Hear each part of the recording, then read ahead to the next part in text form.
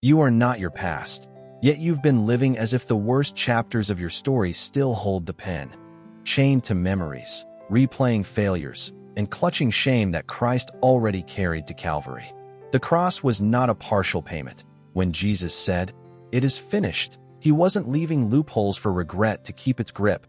He was declaring every sin, every fall, every scar paid in full.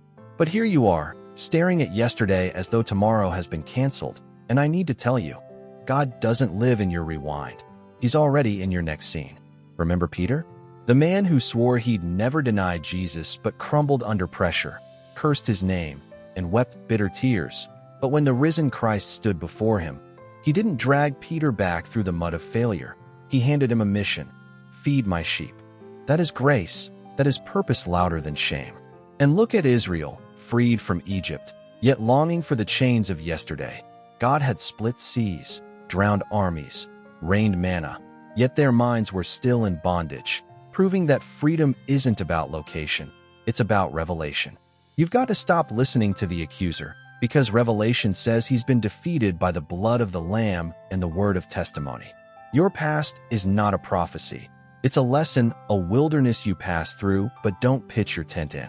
Paul knew this when he said, "Forgetting what is behind and straining toward what is ahead, I press on." That's the rhythm of redemption, forgetting and pressing, letting go and moving forward. The enemy wants you to water graves God has already closed, but every time you choose to worship instead of weep, every time you lift your eyes instead of bow to regret, you declare to hell that you are not what you did. You are who he calls you, chosen, forgiven, redeemed. Hear me, your story is not stuck. It's unfolding, and heaven is waiting for you to stop clutching the ashes so you can carry the fire. The past only has power if you keep feeding it. The moment you release it into the hands of God, you step into a future that was written long before your failure.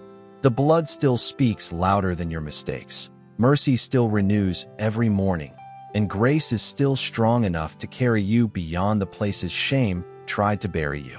So stop looking back. Lift your head, child of God. The grave is empty, your slate is clean, and the author of your life has not finished writing. And if this spoke to your soul, don't keep it to yourself. Like this video, share it with someone who needs it. And don't forget to subscribe to Faith in One Verse for more life-changing words that will set your spirit on fire.